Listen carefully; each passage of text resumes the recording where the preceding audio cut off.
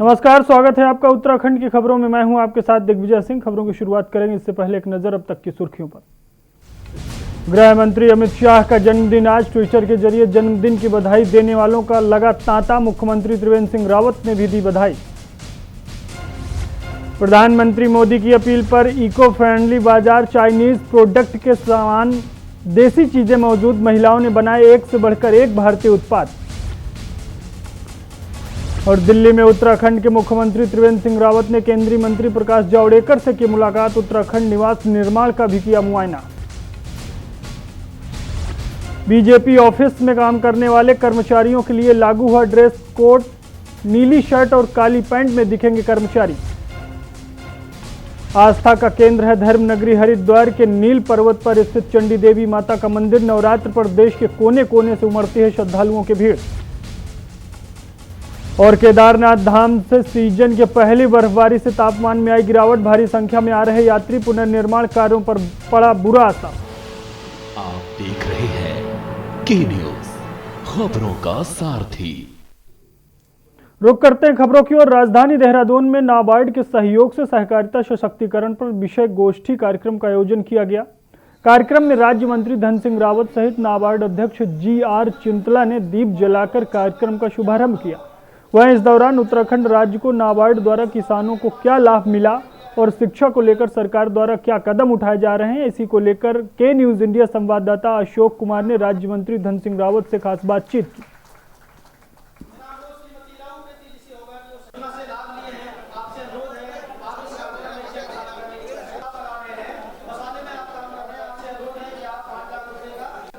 मेरे साथ इस वक्त राज्य मंत्री धन सिंह रावत जी इस वक्त मेरे साथ मौजूद हैं। सीधे चलेंगे, आज उनसे बात करेंगे। मंत्री, सबसे पहले तो के न्यूज़ इंडिया में आपका स्वागत है।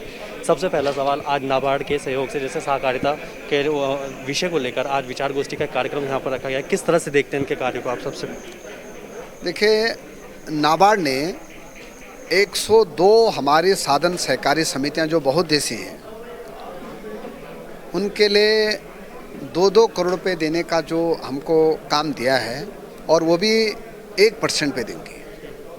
तो हम किसी की DPR 2 करोड़ की बनेगी, किसी की 2.5 करोड़ की बनेगी, किसी की 1.5 करोड़ की बनेगी। आज उनके अध्यक्ष और सचिवों को यहाँ बुलाया गया था और आज नाबार्ड के चेयरमैन भी यहाँ आए हैं। मुझे लगता है कि बहुत बड़ा काम हो रहा है। और आज उन्होंने ये भी कहा कि अगर 500 समितियाँ भी पैसा लेना चाहती हैं नाबार्ड से तो देने के लिए तैयार हैं। अभी तक हमारी सरकार और हमारे मुख्यमंत्री जी के द्वारा लगभग 4 लाख किसानों को 0% पे हम ऋण दे चुके हैं, जो कि किसानों की आय डबल करने हमको। कोई डेयरी के लिए ले रहा है, कोई पशुपालन के लिए ले रहा है, कोई बकरी पालन के लिए ले रहा है, कोई मसाले के लिए ले रहा है। और मैं कह सकता हूँ कि सारे किसानों ने जिनने भी हमसे 0% पे ऋण लिया है, उनकी आय दुगनी निश्चित रूप से हुई है। के न्यूज़ इंडिया से बात करने के लिए धन्यवाद। तो ये थे राज्य मंत्री धन सिंह रावत जी, जिन्होंने के न्यूज़ इंडिया से खास बातचीत की। वीडियो जर्नलिस्ट लाइक के साथ मैं अशोक कुमार, के news India, Dehradun. Uttarakhand high court ने क्वारंटीन सेंटरों की बदहाल व्यवस्था को लेकर दायर जनहित याचिका पर सुनवाई करते हुए राज्य सरकार को निर्देश दिए हैं कि सभी निगरानी कमेटियां रिपोर्टों का अवलोकन कर उनकी अलग अलग रिपोर्ट कोर्ट को 31 अक्टूबर तक पेश करें। सुनवाई के दौरान याचिकाकर्ताओं ने कोर्ट को बताया कि निगरानी कमेटियों ने जब अस्पतालों की निगरानी की तो एम्स के डायरेक्टर और HTH हल्द्वानी ने कमेटी के डॉक्टर्स और स्टाफ की कमी की बात कही। आपको बता दें कि अधिवक्ता दुष्यंत मैनाली और सच्चिदानंद डबराल ने क्वारंटीन सेंटरों और कोविड अस्पतालों की बदहाली को लेकर हाईकोर्ट में अलग अलग जनहित याचिकाएं दायर की थी, जिसके चलते हाईकोर्ट ने यह निर्देश दिए हैं। वहीं कोर्ट ने मामले की अगली सुनवाई के लिए 31 अक्टूबर की तिथि नियत की है।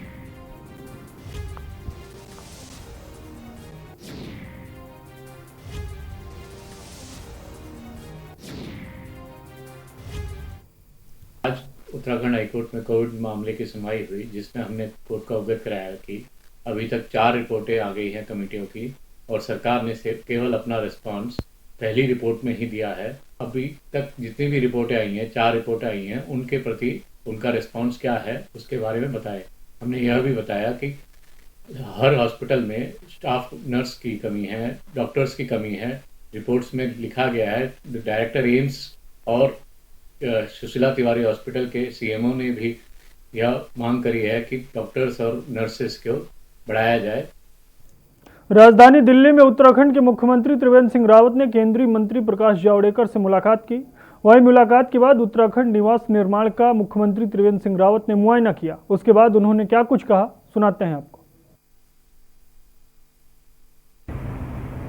उनसे जुड़े हुए कुछ इशू थे। तो जो पहला हमारा इशू था, कोविड के कारण लगभग 6.5 लाख के करीब लोग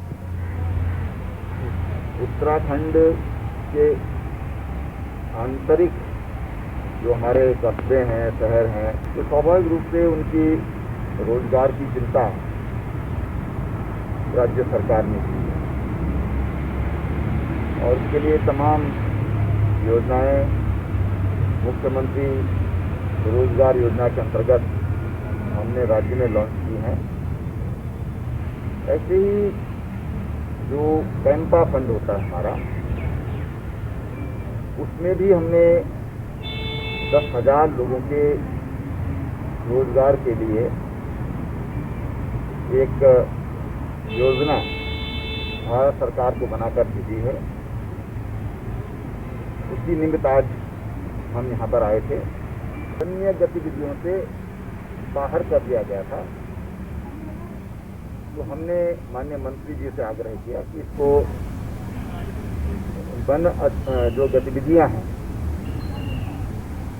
या इसको वानिकी गतिविधि में पुनः सम्मिलित करने की आवश्यकता है, तो उस पर भी उन्होंने अपनी सहमति दी।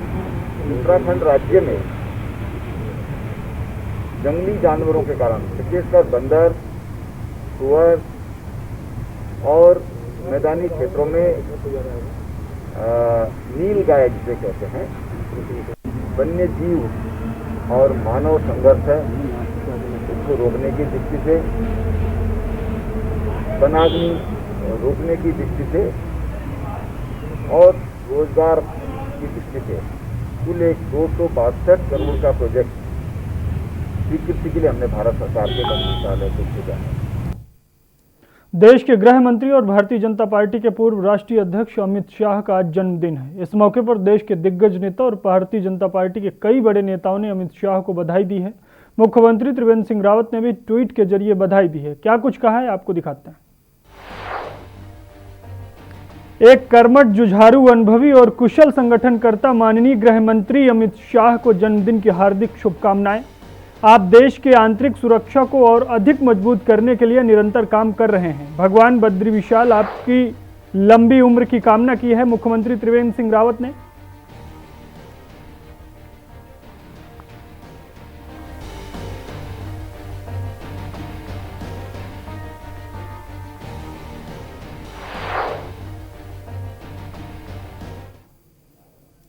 लाल कुआं गोला नदी में जल्द ही चुगान का काम शुरू हो जाएगा, जिसे सरकार को हर दिन करोड़ों का राजस्व मिलता है। साथ ही नदी के होने वाला चुगान दूर दराज तक भी पहुंचता है। लाल कुआं गोला नदी से होकर करीब 1 दर्जन गेट बंद पड़े हैं, जिनको 1 अक्टूबर से खोला जाना था, पर वन विभाग की लापरवाही के चलते अभी तक चुगान का काम शुरू नहीं हो पाया है। गोला नदी में काम करने वाले लगभग सभी दूर दराज के मजदूर अपने अपने गेटों में पहुंच चुके हैं, लेकिन विभाग की लापरवाही के चलते मजदूरों के आगे रोजी रोटी का संकट आ पड़ा है। वहीं वाहन मालिकों के आगे भी चिंता की लकीर साफ दिखाई दे रही।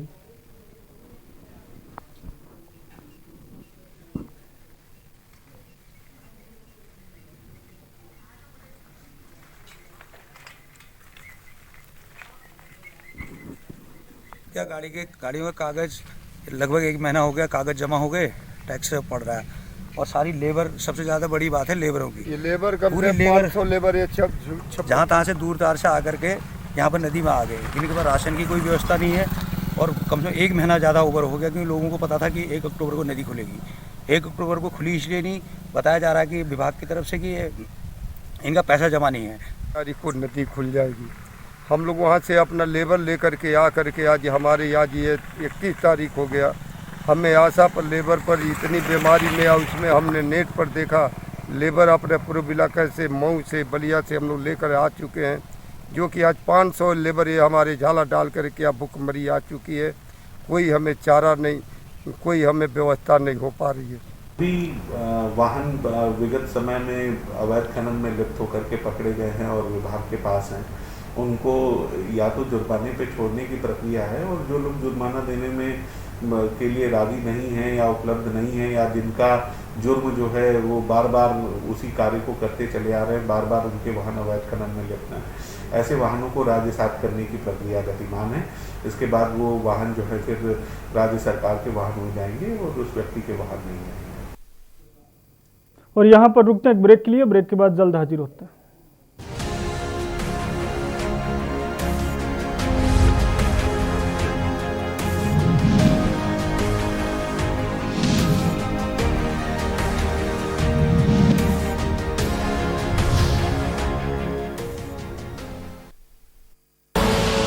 आप देख रहे हैं के न्यूज, खबरों का सारथी। लॉकडाउन खत्म हुआ है, कोरोना नहीं।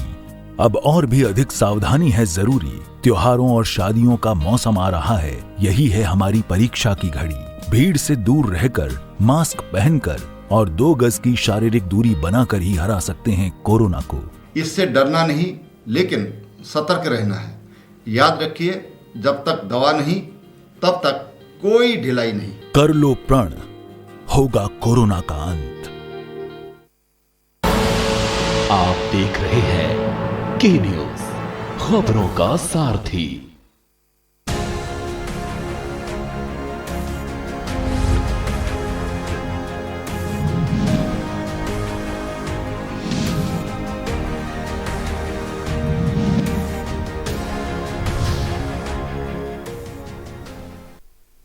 ब्रेक के बाद आपका स्वागत है। खबरों में आगे बढ़ते हैं। डोईवाला में एयरपोर्ट से सटे वन क्षेत्र का कुछ हिस्सा हटाने के लिए वन मंत्रालय से स्वीकृति मिलने के बाद जहां एयरपोर्ट का विस्तार साफ हो गया है, वहीं पर्यावरण संरक्षण के लिए काम कर रहे एनजीओ और तमाम सामाजिक संस्था के कार्यकर्ता अब एयरपोर्ट के वन क्षेत्र और पेड़ों को बचाने के लिए आंदोलन का सहारा ले रहे हैं। वहीं सूबे के मुख्यमंत्री त्रिवेंद्र सिंह रावत ने भी कहा है कि जंगल और पेड़ों को कुछ हिस्सा एयरपोर्ट विस्तार के लिए काटा जाना है, लेकिन एयरपोर्ट अथॉरिटी ने विश्वास दिलाया है कि जंगल के जितने पेड़ काटे जाएंगे उनके स्थान पर 2 गुने पेड़ दूसरी तरफ स्थापित किए जाएंगे। मुख्यमंत्री ने कहा है कि राज्य की खुशहाली और विकास के लिए एयरपोर्ट को अंतर्राष्ट्रीय स्तर पर बनाने के लिए इसकी लंबाई और चौड़ाई बढ़ाकर बड़ा बनाने का काम होना है। इसलिए पर्यावरण संरक्षण के लिए सरकार भी लगातार प्रयास कर रही है। इसलिए जो लोग पर्यावरण के नाम पर राजनीति कर रहे हैं, उन्हें राज्य का हित भी सोचना चाहिए।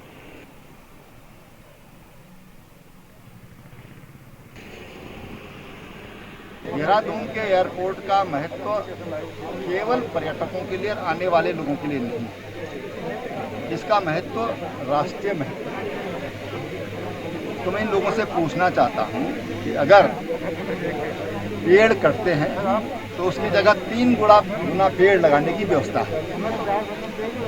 क्या ये चाहते हैं कि जो टेहरी के विस्थापित लोग जो पहले यहाँ पर विस्थापित होकर आए हैं, उनको पुनः विस्थापित किया जाए? इस तरह का षड्यंत्र ये राजनीतिक लोग कर रहे हैं।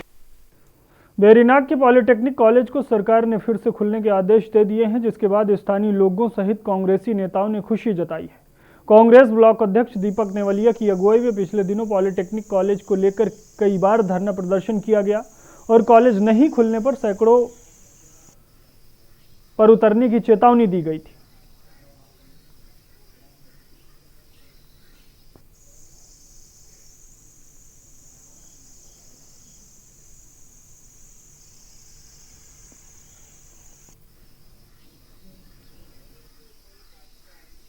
एवं माननीय मुख्यमंत्री जी को लगातार ज्ञापन भेजे और माननीय विधायक जी के संज्ञान में भी ये मामला रखा, क्योंकि ये क्षेत्र अति दुर्गम क्षेत्र है।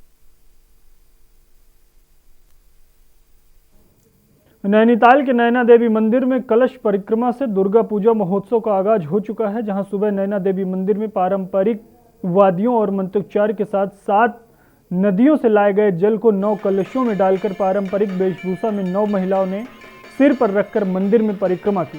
बता दें कि कोविड-19 के चलते सरकार द्वारा जारी गाइडलाइनों का पालन करते हुए इस वर्ष कलश यात्रा झांकी नगर में नहीं निकाली गई। 4 दिनों तक चलने वाले दुर्गा महोत्सव में दुर्गा की मूर्तियों का 7 नदियों से लाए गए जलाभिषेक कर प्राण प्रतिष्ठा की जाएगी। 23 अक्टूबर को मां दुर्गा, कार्तिकेय, लक्ष्मी, गणेश, सरस्वती की मूर्तियों को श्रद्धालुओं के दर्शनों के लिए खोल दिया जाएगा।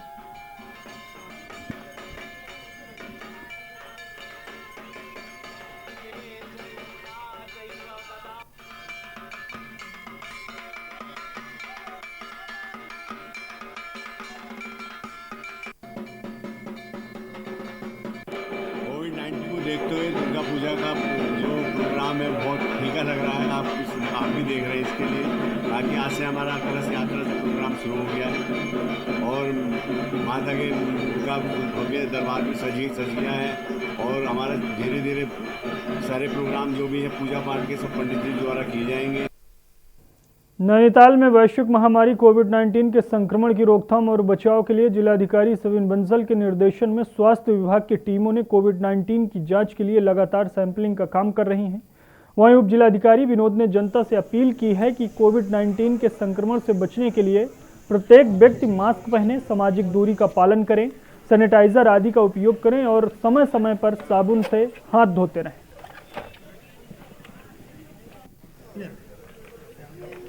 इन्होंने ये दुकानदारों का सबके नाम आगे होंगे जितने भी आदमी।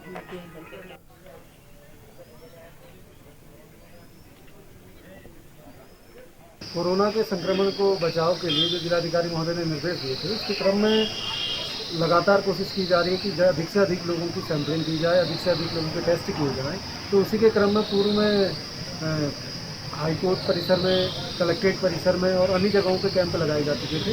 आज जो शॉपकीपर हैं उनके और उनके जो काम करने वाले लोग हैं उन लोगों की आज सैंपलिंग की जा रही है। सभी मार्केट में सैंपलिंग की जाएगी और उसके बाद मल्लीताल और तल्लीताल बाजार में भी सैंपलिंग आगे की जाएगी।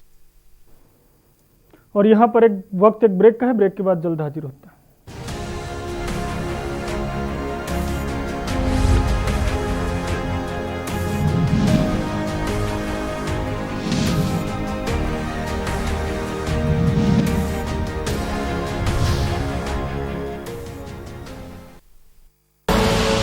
आप देख रहे हैं के न्यूज, खबरों का सारथी। लम्हे छोटे से ये जिंदगी से भरे, इन्हें हाथों में भर ले और जी ले जरा। मुसाफिरा तू है चला, मुसाफिरा रे। छोटे छोटे लम्हों का अनोखा सफर, कमला पसंद, अनोखा स्वाद। उत्तराखंड सरकार कोरोना से लड़ते हुए भी विकास और जन कल्याण के लिए प्रतिबद्ध है। इस लड़ाई में हम तभी विजय प्राप्त कर सकते हैं जब हम सब मिलकर कोरोना के विरुद्ध जन आंदोलन चलाएंगे। बाजारों में, ऑफिसों में सार्वजनिक परिवहन का प्रयोग करते हुए सतर्कता बरतें, हाथों की सफाई का ध्यान रखें, मास्क लगा कर रहें। यही आपका सुरक्षा कवच है जो न सिर्फ आपको बल्कि आपके परिवार को भी सुरक्षित रखेगा। बदल कर अपना व्यवहार करें कोरोना पर वार। आप देख रहे हैं के न्यूज, खबरों का सारथी।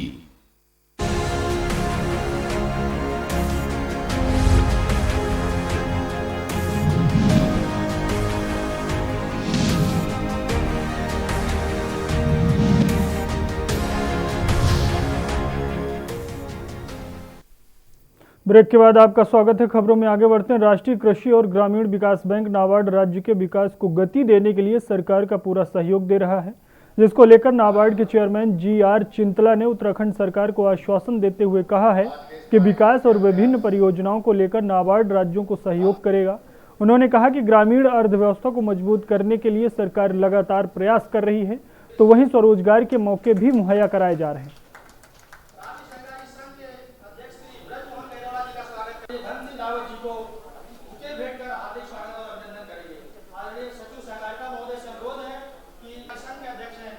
बैंक उत्तराखंड में अच्छा तरफ से काम कर रहा है और बड़ा स्ट्रांग भी है, तो इसका वजह से उसका मांग इतना ज़्यादा है नहीं है, लेकिन अगर उसका क्षमता के मुताबिक हम देंगे और उसमें पूछा था दैट ये कुछ शॉर्ट टर्म लोन्स ऐसे वो लोन्स होता है और लॉन्ग टर्म लोन्स का क्या कर सकते हैं। हम जैसा उनका डिमांड आता है वैसा हम एग्जामिन करके हम देंगे, तो उसमें कुछ शक की बात ही नहीं है। देहरादून पुलिस को बड़ी कामयाबी हाथ लगी है। पुलिस ने कोतवाली नगर क्षेत्र में हुई लूट की घटना का आज खुलासा करते हुए जीवा गैंग के शार्प शूटर और अन्य 2 साथियों को गिरफ्तार किया है। आरोपियों के पास से एक देशी पिस्टल, 5 जिंदा कारतूस और एक घटना में लूट का सामान बरामद किया गया।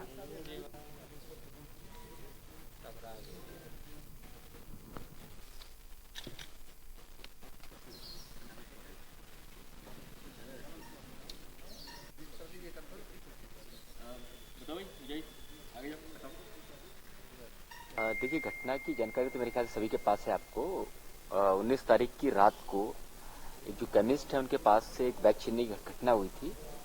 हालांकि उनका कहना था कि इसमें कुछ वैल्यूबल्स नहीं गए हैं, कोई कैश वगैरह था नहीं इसमें, लेकिन जो एक अलार्मिंग बात थी, उनका अप्रेंशन था कि ये घटना जिसने की है उसके पास कोई पिस्टल या तमंचा हो सकता है। इस तरह की बात उन्होंने पुलिस को कम्युनिकेट की थी। तो इसके इमीडिएटली बाद हम लोगों ने कॉम्बिंग स्टार्ट कर दी।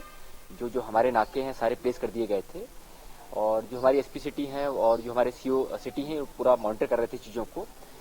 पूरी रात हम लोग कॉम्बिंग करते रहे, फॉलो करने का कोशिश किया कैमरों के हिसाब से भी कि कहाँ का लोकेशन इन लोगों का रहा है। इसमें जो है एक चीज़ जो क्लियर हो गई थी उस दिन कि जो भी इसमें क्रिमिनल्स हैं वो लोकल ही हैं, क्योंकि बाहर निकलने के जो रास्ते हैं वहाँ पर कहीं उनका मूवमेंट दिखा नहीं हम लोगों को। राजधानी देहरादून में उत्तराखंड रोडवेज एम्प्लॉयज यूनियन के कर्मचारियों ने कई मांगों को लेकर धरना प्रदर्शन किया। इस दौरान क्षेत्रीय अध्यक्ष बंसल कुमार सहित बड़ी संख्या में कर्मचारी मौजूद रहे। वहीं मीडिया से बातचीत में बंसल कुमार ने बताया कि 4 महीने से कर्मचारियों का वेतन नहीं मिला है। अगर मांगों को जल्द से जल्द पूरा नहीं किया जाता तो आगामी समय में सभी कर्मचारी भूख हड़ताल पर बैठेंगे।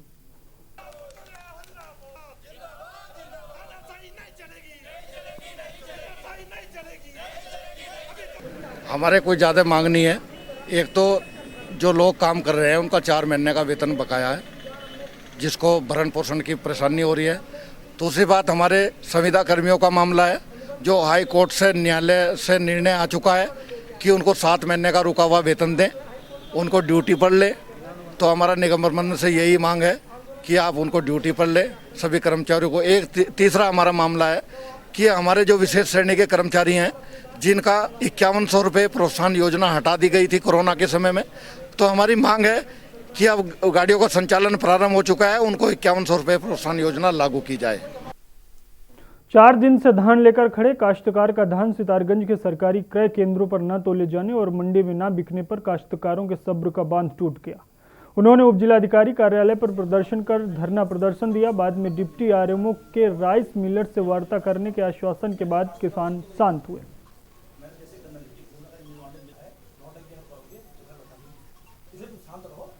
जैसे पिछले साल व्यवस्था थी जो यहाँ पे बैठे हुए थे उन्होंने अवगत कराया कि मंडी में आज कच्चे आड़तियों की खरीद बंद है। इससे शुद्ध होकर वो धरने पे बैठे हैं। आरएफसी सर से भी बात हुई। आरएफसी सर ने डिप्टी आरएमओ साहब को यहाँ पे भेजा है। डिप्टी आरएमओ साहब कच्चे आड़तियों से वार्ता करेंगे या जो भी उनकी नियमानुसार कार्रवाई होगी वो अमल में लाई जाएगी। केदारनाथ धाम में सीजन की पहली बर्फबारी हुई।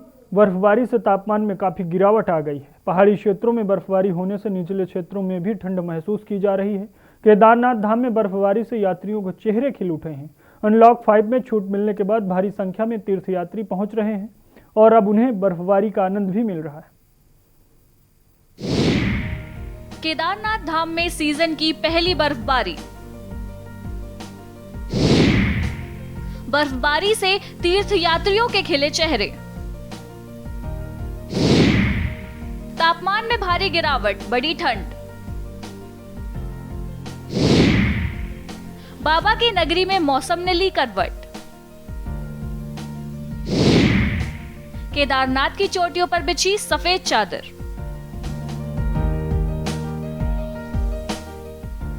दरअसल केदारनाथ धाम में अचानक से मौसम ने करवट ले ली, जिसके बाद हल्की बर्फबारी शुरू होने लगी और यात्रियों को सुरक्षित स्थानों पर भेजा गया। बर्फबारी से तापमान में गिरावट आ गई है और निचले क्षेत्रों में भी ठंड बढ़ गई है। देश के विभिन्न राज्यों से पहुंचे लोगों ने बर्फबारी का जमकर लुत्फ उठाया।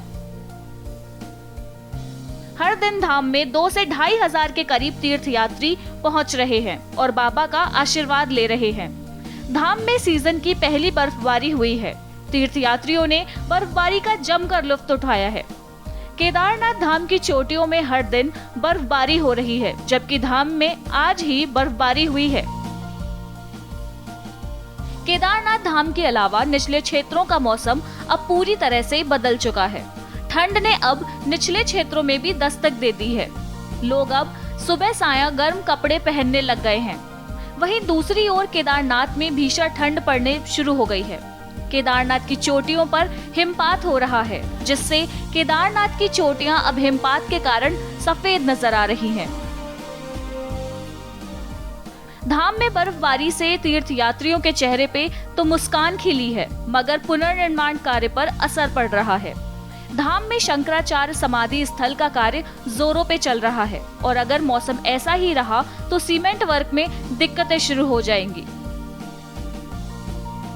केदारनाथ के तीर्थ पुरोहितों ने देश विदेश के श्रद्धालुओं से आह्वान किया कि धाम में बर्फबारी के कारण ठंड काफी बढ़ गई है। ऐसे में श्रद्धालु अपने साथ गर्म कपड़ों के साथ ही सुरक्षा की पूरी व्यवस्था के साथ पहुंचे। इस वर्ष की प्रथम बर्फबारी श्री केदारनाथ धाम में और इस बर्फबारी के साथ साथ श्री केदारनाथ धाम के मौसम में काफ़ी परिवर्तन आ चुका है। आप सभी देश विदेश से आने वाले श्रद्धालुओं से, यात्रियों से निवेदन है कि अपने साथ यात्रा के दौरान गर्म कपड़े और अपनी व्यवस्था के साथ श्री केदारनाथ धाम में आएं। जय श्री केदार। रुद्रप्रयाग से के न्यूज़ इंडिया के लिए रोहित डिमरी की रिपोर्ट।